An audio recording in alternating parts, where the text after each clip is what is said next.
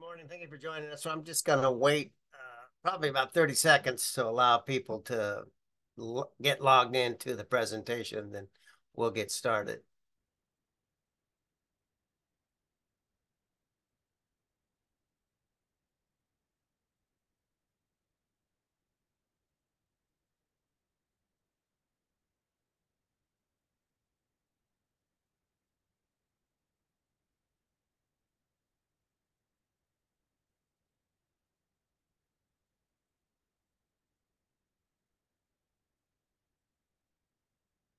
Give it about 10 more seconds, and then we'll go ahead and get started this morning.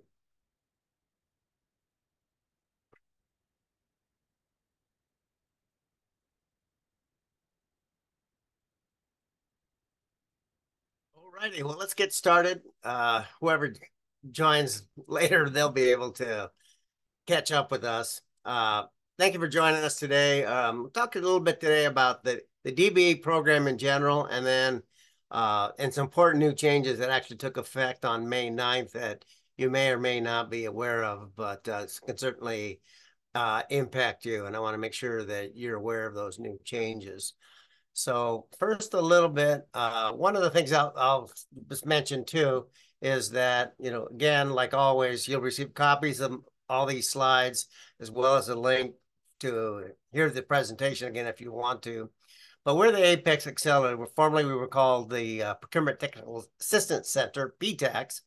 But we're administered locally by the Monterey County Business Council. And Apex Accelerator program has been around since 1985 and is funded through the Department of Defense. And there's actually 96 centers across the United States and in the U.S. territories, and there's 7 within the state of California. And the mission of all Apex Accelerators is to promote economic growth and employment opportunities in the local markets that they serve. And we do that by facilitating your access to the government marketplace. And that could be, although we're federally funded, federal, state, or local. I mentioned earlier that there's 7 Apex Accelerators in the state. We're this teal area in the Central Coast, Central Valley area. If you're on this webinar and you're from one of the other colored areas, you can either refer you to one of our colleagues or you can just reach out to them. And they all have excellent counselors that can help you on your journey to government contracting. So a little bit more about the services we provide. First and foremost, confidential services with you. So anything that information that you share stays with us. And most of what we do is done through one-on-one counseling. We learn about your business, what you've done in the past, what you're currently doing, and then your goals for government contracting. The pre-award assistance that we provide is we kind of teach you how to go out and find opportunities out there. Where are some places on the internet where you can find opportunities. Help you review those notices that you see. Oftentimes when you first see one, they can be very confusing. They can be 100 pages long, and you can be kind of overwhelmed by everything that you see. So we kind of help break it down and simplify it for you to help you concentrate on the part that's really important to you. And then capability statements are basically a promotional piece that has been adopted by the federal government and also a lot of prime contractors who sell to the federal government. You'll actually hear me mention capability statements later on in the presentation, but we can help you put one of those together. If you're pursuing government contracting, it's something you definitely should have. Post-award assistance, we help talk with you about any kind of conflicts that may arise when you're working on a contract. Talk to you about what debriefs are, and then whether protests for something that you pursued, you submit an offer, maybe you didn't get it, whether it makes sense to you or not. Outreach events, we're do a kind of a combination of promoting outreach events that maybe we're just going to participate in, or else somebody else is having. And at those events, we're just doing outreach, or like we're doing today, oftentimes we're actually doing some formal training at these outreach events as well. Bid matching is a service that we provide, which is basically we utilize a third-party vendor. We work with you, create a profile on your company, upload it into their system. Their system then will, on a daily basis, search thousands of websites where government entities post their contracting opportunities, and then they'll just email directly to you. So it's a very efficient way to do that. There are companies out there that charge from hundreds of dollars to tens of thousands to do this for you, but service that we provide to you at no cost. Certification programs, that's what we're talking about today. The DBE program, the Disadvantaged Business Enterprise program in particular, but there's others out there, women-owned small business, service disabled veteran, 8A, the Hub Zone. We can talk to you so that you understand what these programs can and cannot do for you, whether they make sense, etc. And kind of like I'll talk about later in the presentation, the supporting documents that you need to submit when you're pursuing one of these certifications. One of the great things is that there's no fees or commitment to you in working with us. So we're your tax dollars at work, so take advantage of that. So with that, I'd like to just mention the Small Business Development Centers, the SBDCs. The Central California network covers the majority of the service area that we cover, but SBDCs is an SBA program that is established to help small businesses write business plans. They provide assistance with like human resources, marketing, social media, helping you to put together a business plan so you can take that to a lender, those types of things. Oftentimes when we sit down and meet with you and understand where you are in your business or what are some of your needs, we may recommend you working first with the SBDCs or working in conjunction with them and us at the same time. So they're just a great strategic partner of ours. So take advantage of it. You can see on the right, there is their URL, their links for the Central California network. Once you get there, you can actually find an SBDC that's more local to where you're at. So there's, I think about, I could be wrong, about 10 or 12 SBDC offices in the Central Valley. So with that, let's jump into the program. So here's our agenda today. Just first, I'm going to start a little bit with just a background on the Disadvantaged Business Enterprise program, then talk about who must meet DBE goals, the DBE certification, who should get certified, basic requirements, new changes, and then frequently asked questions. And the last one, which is really important, is for you to understand is what certification does and doesn't do.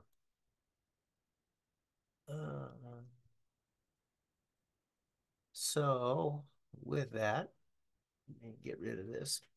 So just a little background on the DBE program.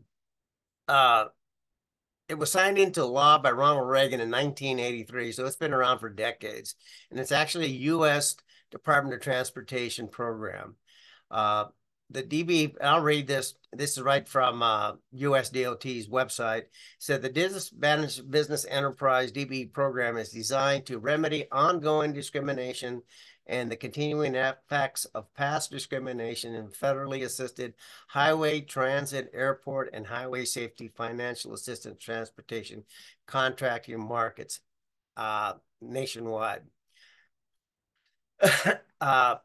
I put this second bullet point here, California Prop 209, just to maybe alleviate some confusion that you may have out there. But in 1996, the voters of the state of California passed an anti-affirmative action law.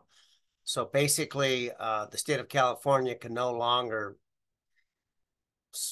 set aside contract opportunities for women or minority-owned businesses. However, with this DBE program, it's administered by the state. Each state is required to have a DBE program. And so if you're members of those two socioeconomic classes, you can still get certified. So I just kind of wanted to clear that up. Hopefully didn't even confuse you even more.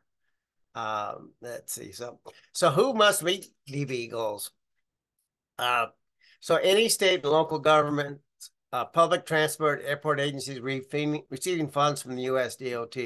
So what it is, the US DOT has this pool of money, and then basically what they'll do is for the majority of the money goes directly to the state departments of transportation. In the state of California, that's Caltrans. By doing so, then Caltrans agrees that then they need to implement this DBE program. But also local governments, if they're receiving funds directly for, say, a local transportation project, they in turn have to have a DBE program, need to meet DBE goals. So that you see local governments, public transit, airports, etc. The way in which the DBE program works is that the local governments, basically the state or local, etc., they have a goal that they need to meet, but they flow down that goal to the prime contractor. So say Caltrans has a project, and I'll show you in a few other slides. Caltrans will say, okay, whoever we award this contract to, the prime contractor needs to meet these DBE goals that are assigned to this project. So that's basically how it works. So most of the time, you'll see, I don't want to confuse you, but I'll get to that. But again, this is the way it was designed in the beginning, that it flows down to prime contractors. So DBE certification. So it's administered by Caltrans, and then also this California Unified Certification Program, the CUCP. And one thing that the DBE program allows is that for every state to kind of administer how they do their certifications differently. So in the state of California, there are various entities, and I'll show you here in the next slide of who they are, that actually do the certifications. In most states, the Department of Transportation does it, but in some states, they'll actually have an office that's dedicated to women minority businesses, and they may then have a contract with the state Department of Transportation to do the certification for the Department of Transportation. But again, it's required by US DOT. And again, it really applies to highways, roads, railways, airports. This next bullet point, commercially useful function, and we'll talk about that more, but whoever gets certified needs to actually do a commercially useful function on the project. Commercially useful function means they need to actually do the work themselves, or a significant portion of it. They can't just be what's called a pass-through. It's important to note that not all projects will have a goal or condition of award, and I'll talk about that in a little bit more, but not all projects do. So if you look at Caltrans projects, you'll see that some have goals, some don't have goals, and there's reasons behind that I'll get into. This last bullet point is really important, is that it's more advantageous for subcontractors. The way back in the 80s when this program was first designed, basically it was designed so that the DOTs, the local governments, would hire a prime contractor, and then the prime contractor would hire DBE firms as subcontractors. There are some cases where you might have a prime contractor that is also DBE, but in probably over 90% of the cases, the DBE goals are met through subcontracting opportunities. So I always kind of tell people, if you're a general contractor, be willing to be a GC on one project, but maybe on this other project that has DBE goals, you're a subcontractor, because you're still creating cash flow, making money for your business. So I mentioned earlier this CUCP, so this California Unified Certification Program. So in the state of California, they basically have allowed all these different entities you see here, Caltrans, City of LA, LA Metro, BART system, City of Fresno, etc.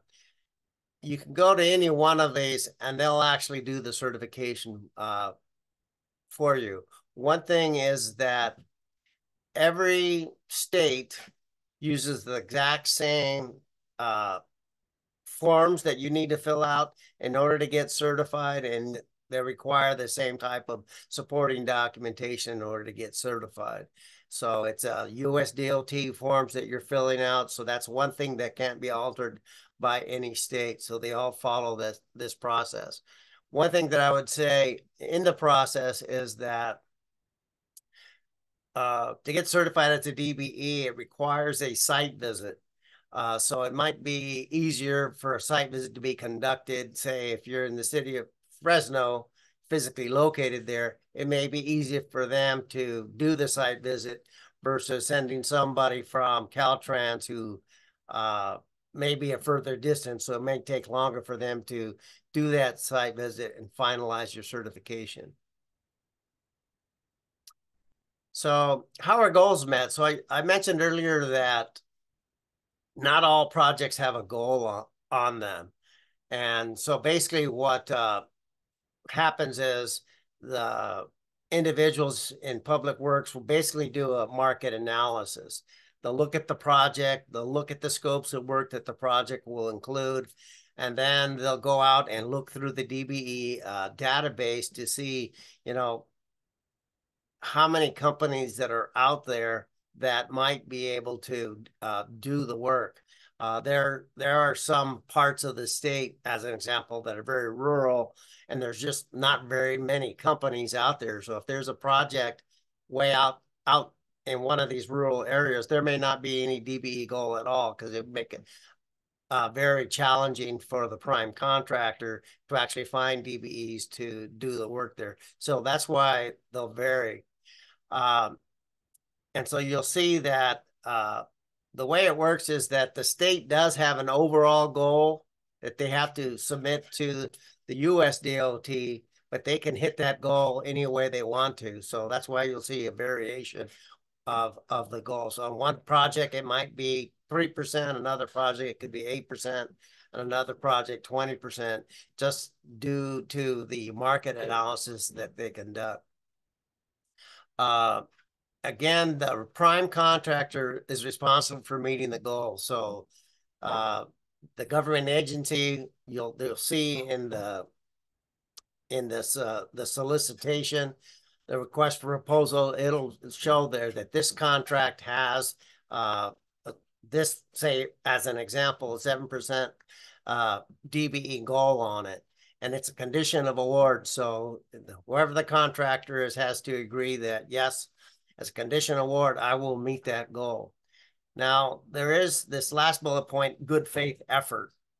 And that term basically is used because there might be a case where, as hard as the prime contractor attempts to meet that goal, they may not be able to meet it, but they need to show a good faith effort in order that they tried to meet the goal, and they need to be able to provide what they did in order to hit that goal to their government customer. So again, they need to show that they send out notices to entities like ourselves, to various, they posted the information on various bid boards, maybe held some events, different kinds of things like that to show that they did a good faith effort in order to achieve the goal. So I wanted to show you this. I don't know how well you can see this on your screens, but you can see in this top example here, these are two different contact opportunities with Caltrans. This came right from Caltrans website. But you can see on the top one,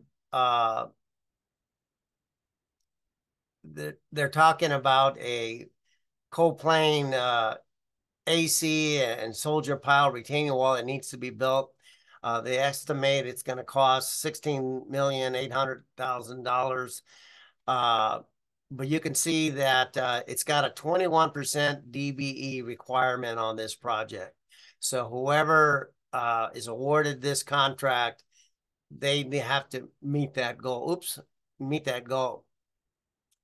One thing that I want to point out too is you can see here on the right in blue, it says 3 prime contractors looking for help. So those are 3 prime contractors that are doing their good faith effort, basically looking for DBE firms that can be subcontractors on this project.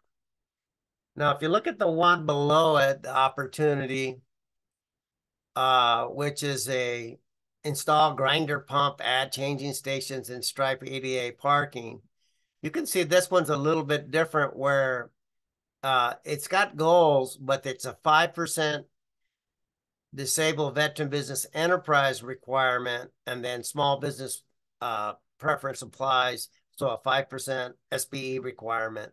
So example up top has a DBE requirement. The example below it does not have a DBE, but it does have a disabled veteran business enterprise requirement. So make sure that you kind of understand the difference of those. But it just illustrates that, you know, again, not every project will have a DBE goal on it. So who should get certified? So as I mentioned, the way this program was designed decades ago, this is basically, it's designed for primarily for subcontractors. And again, it's mostly horizontal construction, horizontal meaning you do work on roads, sidewalks, bridges, those types of things.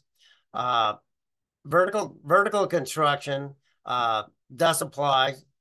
So typically, you know, you think about things like airports, stations, etc. So you're building a building versus building like a highway. So there are opportunities there. So that's something to keep in mind. A&E firms also there are opportunities for A&E firms, but it is more difficult. For years and years, it's almost been like the thought was, well, DBEs will be okay as far as subcontractors on projects, but DBE firms aren't qualified to do any of the architectural engineering work. That has been because of pressure from various groups. That has changed somewhat. I'll talk a little bit about more of that later, but it is more difficult in order to, if you're an A&E firm, to be a sub. But what you're seeing is more like DOTs putting pressure on some of these large engineering firms that get these contracts to utilize smaller engineering firms to do different scopes of work. Likewise, consultants, it's difficult to get be part of a project leveraging your DBE status as a consultant, but typically if you go and you establish a relationship with somebody, they know what you do, they know that you're professional and you're good at it, that might help sweeten it that they would include you on a project. And then construction material suppliers. So that is one thing to think about just in general is everybody's risk averse. So the prime contractors looking for good subcontractors or looking at different scopes of work, but that are, you know, less risky so that if something goes wrong, it's not going to cost them a ton of money. Construction material suppliers can get certified as DBE firms, but the value of the contract, the total value of the contract can't go towards the DBE goal, whereas hiring a subcontractor, 100% of that can go towards achieving the goal, but with material suppliers, they can only count 60% of the value of the material supplied by the DBE contractor. So real quickly, I'm going to go through these basic requirements. How am I doing on time? Okay. Uh, to get certified, you need to be a U.S. citizen. 51% of the company needs to be owned by a person or individuals that are either women or minorities.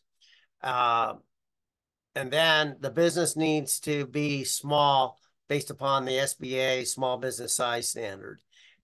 Then with control, I'm going to go into more of these in detail here in a second. And then the DB, the 51% owners need to be in control of the business, and they need to have a personal net worth that we'll talk about, because that's one of the changes too that's been significant.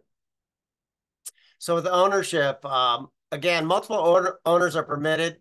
So there can be, say, if you have, say, 3 owners of a company, if 2 owners make up 51%, at least 51%, then the company can be certified. And again, they need to be owned by disadvantaged individuals, which are considered women or minorities. It's important to note that every owner that owns at least 10% of the firm must provide individual tax returns and financials. So what they're looking for there is that if you have one person who's an owner, but that is a high net worth individual who owns at least 10% or more, maybe they're even kind of a silent partner, that company would not be able to get certified because of the wealth of that one owner. So I've seen cases where there's companies that have several investors in it, and some of those investors just are not willing to share their financials. So that person just decided, well, I guess the DBE program's not for me. Oh, so that's what I just mentioned, this last bullet point. If applicable, no owner can have a personal net worth more than is permitted. So I want to cover this real quickly. These are the eligible minority groups. And on the first one, it says African American. And sometimes we call that Black Americans, whatever the term, but African American only, you can see down at the bottom, it says includes sub-Saharan countries only. So if somebody is from Africa, but if they're from Morocco, Libya, Egypt, that doesn't count. So keep that in mind. And then likewise with Asian American, it only really applies to Korea, Japan, India, goes to Pakistan, and there it stops. Then so there's a list, but if you're not sure, you can always ask us of whether the country that maybe you're from counts or not. But basically, if it's any kind of Middle Eastern country, anything that's kind of the former Soviet Republic, don't count within those groups. So let's talk about this control. So this is really important. Again, you can have a disadvantaged and a non-disadvantaged person owning the company jointly. That's fine. Again, the disadvantaged person must be the majority owner, at least 51%. But then more importantly, that person that owns 51% of the company, typically because of its DBE, there's most DBE companies are construction contractors. Any license required to operate the business, but it must be in the name of the disadvantaged individual. So one of the things that we see is that you have a husband and wife, they own a company. They say that she owns 51%, but the contractor's license is in the husband's name. They won't certify a company like that because they'll say that the husband has the technical expertise to run the business and that she doesn't, and has the ultimate control. There are other things that they look at. But as you can see here, the disadvantaged person must also hold the highest office as outlined in the company's governance documentation. So they need to show that uh, they're the CEO, president, whatever. But they'll look at things like articles of incorporation, bylaws, those kinds of things. Who has power in a meeting to make the final decision on something, and that's something that is actually a change that you'll see that I'll talk about here in a minute. Personal net worth. I'll talk more about it, but it is now $2.04 million. It used to be 1.3 million, so they've raised that significantly. Personal net worth excludes your business equity and excludes primary residence. So basically, they want to know that what your personal net worth is, but all the money you have invested in the business isn't counted, and then your primary resident isn't counted. Typically, with somebody who personal net worth is kind of much higher than that, is they may have a second home or something that's worth a lot of money that then puts them kind of over that limit. But now that it's 2.04 million, I think it allows a lot more individuals to qualify as a DBE firm for probably over a decade, if not longer. It used to be 750,000. And again, it doesn't include any kind of IRA or similar retirement funds that you would incur significant penalties for early withdrawals. So oftentimes, people work for a company for years. They invest money in a pension or an IRA, and which is a good thing. You want to do that. So they made a decision several years ago that they're not going to look at that in the personal net worth. So quickly, I'm just going to go through these. The typical documentation is, I should take out that bullet point. They're very similar, but subtle differences. But basically, they want proof of minority status. So typically, they're going to want to see that if you're flying as a minority, they want to see basically your birth certificate that shows something on it that identifies your race. And it could be like maybe either your birth certificate, it could be your passport or citizenship papers, those kinds of things. But they want to see financials on the business, typically going back a couple of years, tax returns for you and the business. If the business is incorporated, they want to see the articles of incorporation. If it's an LLC, they want to see the articles of formation, bylaws. They want to see meeting minutes. Oftentimes, when you look at articles of incorporation or the bylaws, it says that there will be, annual meetings, and so they want to see the minutes from those meetings. Business license, specialty license, and so again, when you think of DBE and how most of it goes to construction companies, they want to see your contractor's license, a personal net worth statement, a bank signature card or a letter from the bank that basically identifies who has signing authority on checks. They want to see resumes of the owners so that helps them with the control issues. Any kind of leases that you have, same thing with loans, source of an initial investment. And then if you're incorporated, they want to see actually stock certificates and a stock ledger. One of the things that I tell people too, that it's real common that if you have a real small privately held corporation, maybe you never went out and had stock certificates made, or you have a stock ledger, the one owner has all the stocks.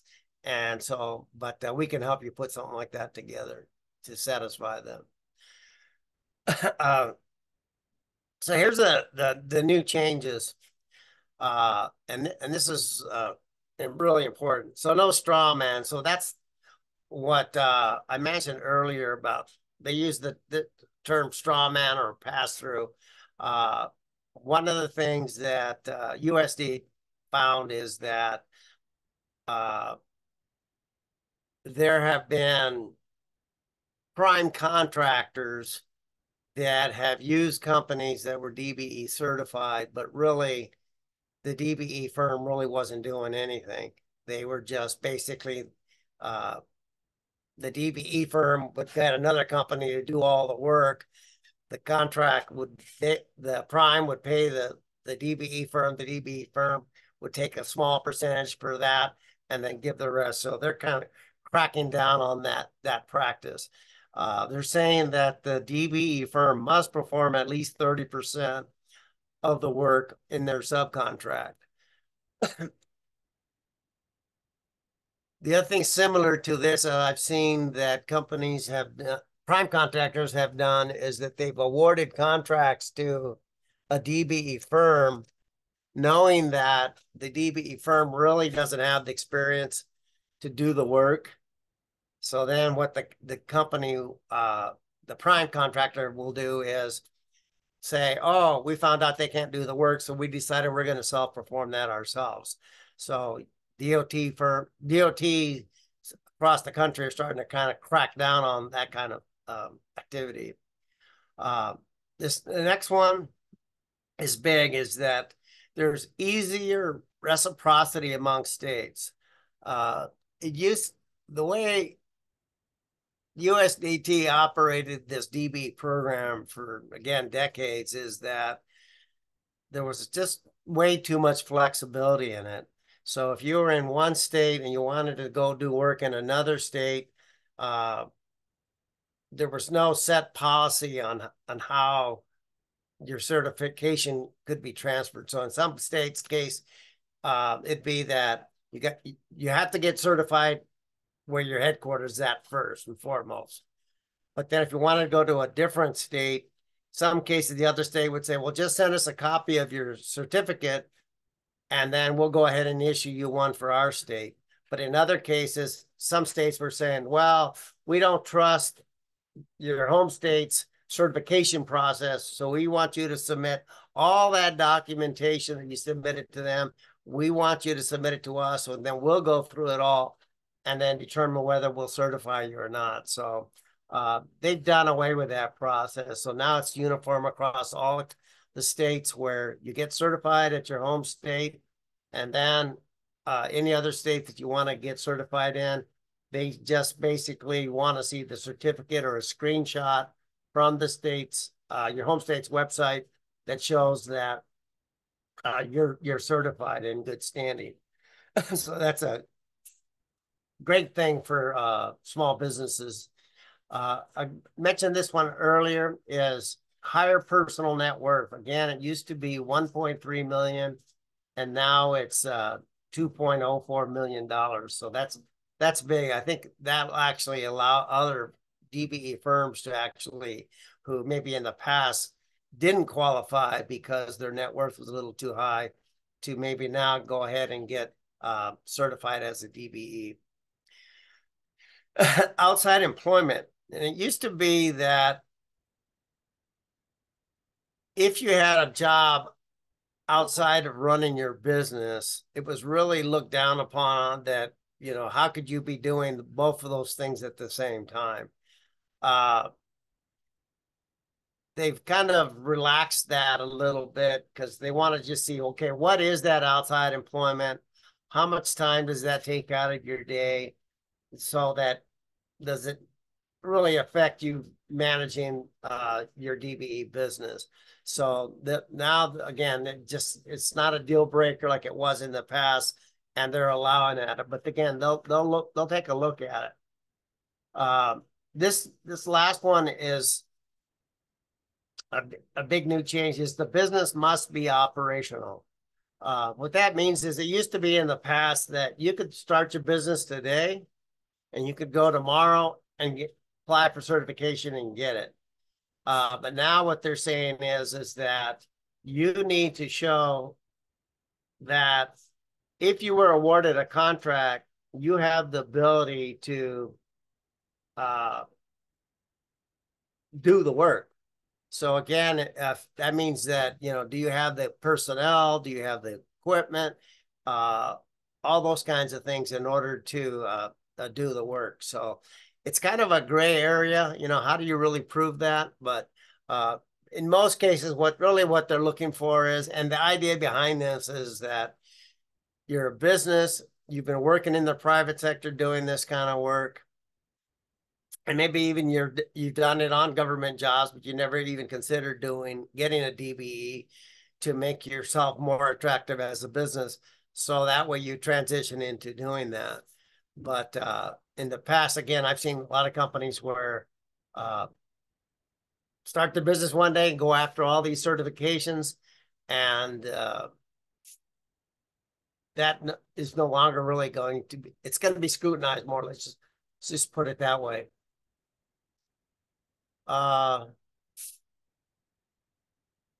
So again, here's continue on with some of these new changes. I mentioned the reciprocity among states already. I apologize for that. But design build projects. In a design build project, a contract is awarded to the prime contractor who's going to design the project and then build the project. But one of the things is that they're going to ask the prime contractor to put together this DBE performance plan, identifying different scopes of work in the project that they feel that they then meet their DBE goal on, identify that scope of work, identify the dollar value of that scope of work, and that way the DOT basically can track that to make sure that the prime contractor who's awarded the design build contract actually meets those goals. In the past, it's been too easy for a design build contract to be awarded, and once it's awarded, the DB basically goals just kind of have gone out the windows. This next one is important. Curative measures. And what does that mean? They're allowing the certifying entities to be a little bit more flexible in when they review something, to allow the applicant to fix something in order to get certified. So a good example of that might be somebody goes and gets incorporated, and maybe what they do is they go to LegalZoom.com and get some incorporation documents, and then they're incorporated. That's great. But once you look at that document, there may be some things in there that are kind of restrictive when it comes to control or something like that. And the reality is that it doesn't really apply to them. So it allows the certifying agency to go back to the company and say, well, we see some problems in your, say, articles of incorporation or your bylaws, but we'll give you 30 days to go and correct those, fix those, and then we go ahead and certify. So it allows for that. Whereas in the past, if you had applied, you would have to wait, I think it was a year before you could reapply for certification. So it makes it a little easier if they find something like that that's kind of minor for the DBE applicant to fix. One of the things that occurred during COVID is that some states started doing these virtual site visits. So since people couldn't or didn't want to travel and do site visits because of COVID, some states were doing virtual site visits. In the state of California, they never did virtual site visits, but now they're actually allowed. And this may help too, especially for firms that are in more of a rural area, for them to get certified faster, because I know in the past, sometimes if you are kind of in a rural area, uh, you may wait a long time. Like they've reviewed all your documents, everything looks good. The only thing that's holding up the certification is the site visit. But for them to actually get someone to come out and do that site visit, you may be waiting a couple months just for that to take place. So this helps it streamline the process. But another thing that they've added is that the site visit may include a job site visit if applicable. So if you are actively working and you've got on a job, they may say, well, we'd like to not only just go to your office, we'd also like to come out to the job site and see you actually doing the work that you say that you do. So that's a new one. But again, that's added because of the fact that they want to make sure that the DBE really has the ability to do the work. This last one actually really applies to the prime contractors that are required to meet the DBE goals, is that there's stronger monitoring by the departments of transportation of those primes that are required to meet those DBE goals. And then by doing that, they're also paying more attention to the prompt payment requirements in the contract. You know, a lot of these primes are notorious for holding up payments to their small business subcontractors. So the state has more ability now to kind of enforce that. We'll see how that goes, but I'll kind of more believe this will last one when I see it, as far as the primes really trying to pay their subs quicker. So with that, this slide here, this rebuttable presumption, I wanted to bring this up because there's some pending court decisions. As you may or may not know, the U.S. Supreme Court basically, when it came to university school admissions, knocked down affirmative action programs. And so then likewise, there's a couple cases here for the SBA 8A program, which is real similar. You get certified. There's this Ultima Services Corp versus U.S. Department of Agriculture, where basically a lower court made a decision that it was unconstitutional the way the SBA basically said, well, if you're a woman-owned business or a minority-owned business, you automatically can get into the 8A program. And so now it's still in the courts. I'm sure at some point we'll end up in the Supreme Court where a final decision will be made. But the SBA had a scramble, and what companies needed to do that were already certified for the program is that they needed to submit narrative statements of disadvantage, basically describing how they were discriminated against that hurt their careers or hurt them in business, etc. So likewise, with the DBE program, there's this company, Mid-America, is suing the U.S. Department of Transportation based upon the same notion of this rebuttable presumption of saying that the way the DBE program works, if you're a woman or minority, you can automatically be a participant in it. And they're saying that that's unconstitutional. So we'll see where that ends up. But again, both of these cases could be in the court system for 10 years before a final decision will be made. But I just kind of wanted to bring that to your attention.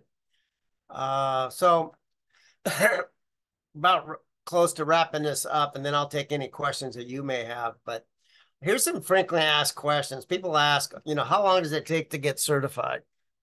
The answer to that is it just depends. You saw that long list of supporting documents that I presented. So you're busy running your business. So it may take you some time to go out and, find your birth certificate here, get personal tax returns, company tax returns, financials. Again, you may need to get a letter from the bank saying who has authority to write checks. So that stuff can take time. Once you submit your package, typically it takes anywhere from, say, 60 to 90 days, but it could take longer. One of the things that with these new changes too, they basically are saying that the certification should take place in 60 days once you submitted a complete application, because it's real common that someone will submit a bunch of documents to the certifying agency, but then they're missing a couple things. So then there's some back and forth, which takes more time. So basically, the clock doesn't start ticking until all the documents that they asked for have been received. So they've got 60 days in which to do that. But then now they're saying too that there's an opportunity for them to extend it another 30 days. Well, this is a good one. What percentage of ethnicity do I need to qualify as minority? So if one of your grandparents belongs to an ethnic group, then you're considered part of that ethnic group. So so I mentioned like you proving that you're part of an ethnic group.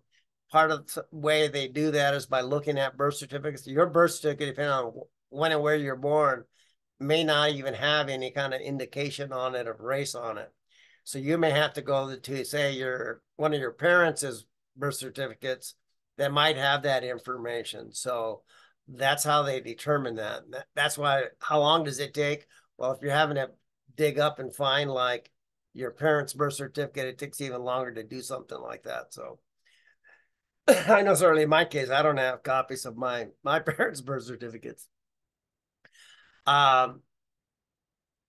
Do you have to be in business for a certain length of time? That's kind of a gray area, but I did mention that in the past, it used to be you could start your business today and go get certified tomorrow, but now they're saying you need to show them, and I don't know how, they haven't defined what it is that you need to provide them to show that you can basically be given a contract right away. Certainly there are companies out there or individuals out there who maybe you run somebody else's company for 20 years and decided, I'm going to start my own business. You've got resources, you've got people that you hired, you've got the knowledge, etc. So maybe you haven't have any contracts under your belt, but certainly if you're given one, you have the knowledge and the ability to go out and execute on that contract right away.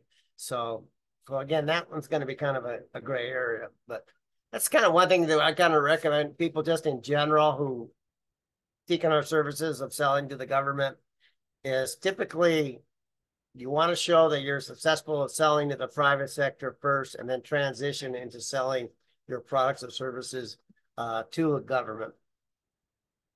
Do you recommend paying someone to prepare my application? Answer is no. There's people out there that will charge you to do that, but the work is in gathering all those documents, and you have all those.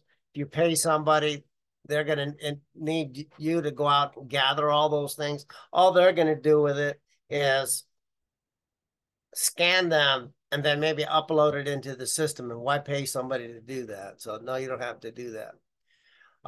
Is there a fee for certification? The answer is no. There's no fee for getting certified as a DBE. Can a franchise business be certified? And the answer to that basically is no, because the way franchises are looked at is that the franchisor has too much control over the franchisee. And so that's why basically a franchisee can't be certified. So this is kind of the last slide. I'll take any questions you have, but this is important. What the certification does and doesn't do. Basically shows that you have a certified business, but it doesn't guarantee you any contracts Doesn't guarantee you any access to decision makers. It doesn't make you more attractive to a lender or surety. And it doesn't guarantee if you get one certification that you qualify for others. And that is just because there's different analysts that look at these things. So if you get certified as a DBE, doesn't automatically mean that you can go out and get like a AA certification or some other certification. Takeaways. Oh, so takeaways, have a capability statement. So at the very beginning, I mentioned capability statement. Reach out to us. We tell you what, show you what those are, give you some good examples, have you put together a draft, have us look at it, have us give you feedback. But you want that capability statement to be able to promote your company to a company that potentially could use you as a subcontractor. Oftentimes, when you're at say an outreach event, and there are some prime contractors there that are always looking for subs, that's going to be one of the first things they're going to say is, hey, do you have a capability statement? So you want to have one of those. You want to register with the prime contractors. So you saw on that Caltrans screenshot I showed that there were some primes there looking for some DBE firms, but large primes that do a lot of this kind of work for DOTs, they have their own databases of companies that they reach out to. So you want to contact them, register with them. They often have like a portal where you basically submit like a subcontractor qualifications, etc. So, and if they're going to vary from company to company, but you want to do that. Again, if you can, try to meet with the primes to discuss your qualifications, your experience, etc. You know, people like to do business with people they know. So anytime you have an opportunity, if you're at an event, that's great. But it doesn't hurt for you to try to approach a prime and say, hey, I'd like to talk to you about some future projects that are coming up. We were talking yesterday that up in Stockton, there's going to be this huge project where they're going to build a new viaduct, and Hewitt is going to be the prime on that project. Well, no time like the present to start establishing a relationship with Hewitt that you'd like to be a subcontractor, leveraging your DBE on that project. And that project will have a significant DBE goal on it.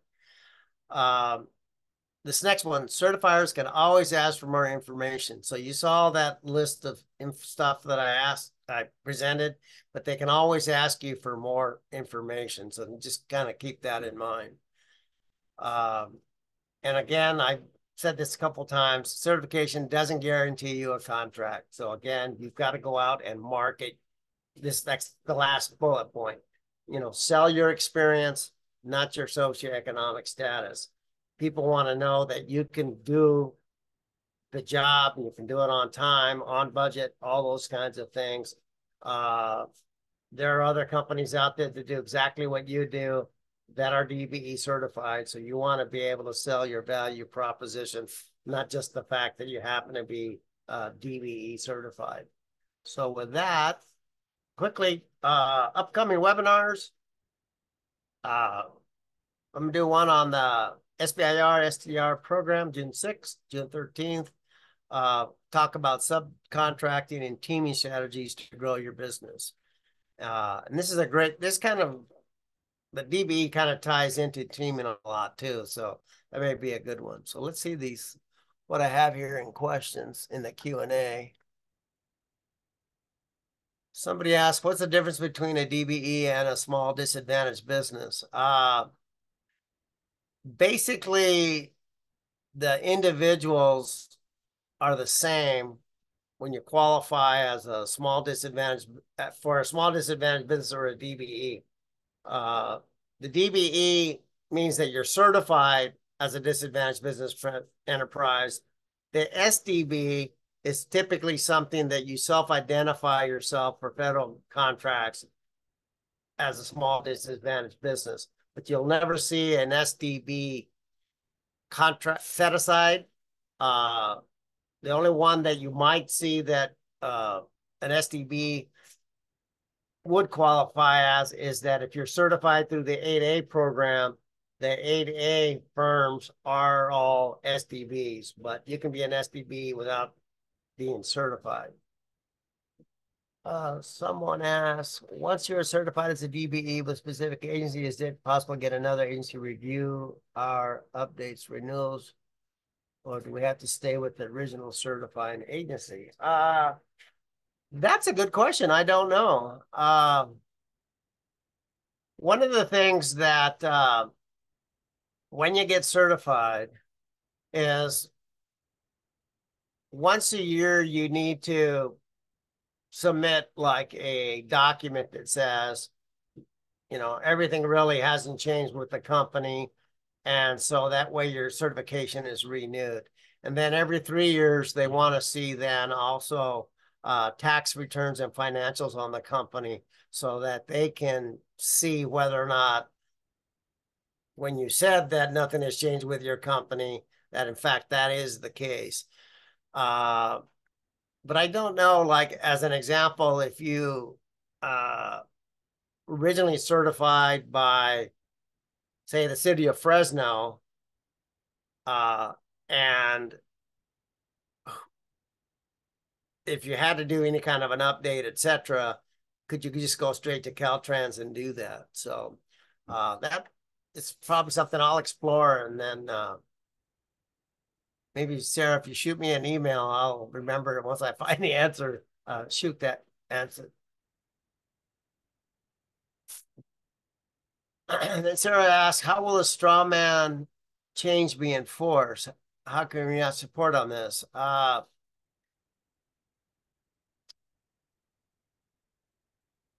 Basically what happens with this straw man stuff is that the agencies will actually send somebody out to job sites and expect to see your employees out there doing the work. Now, if they go out there to do that visit and they see a bunch of people that are not employees of your company doing the work that you're supposed to be doing, that creates a red flag for them. And then they start going and talking to people and asking questions, etc., and sort of basically start an investigation of why your crew isn't there, Yes, basically that's how they enforce it. I mean, they'll send people to job sites to really see who's actually out there doing the work.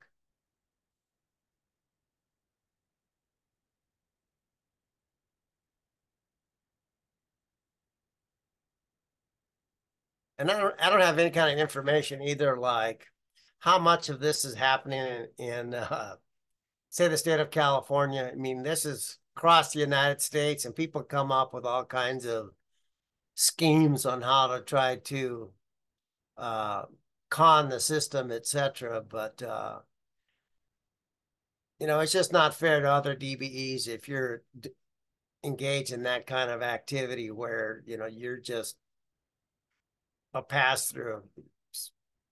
Somebody gives you a contract, you don't do any work, and you go out and hire somebody else to do it. So with that, I don't see any other questions in the Q&A.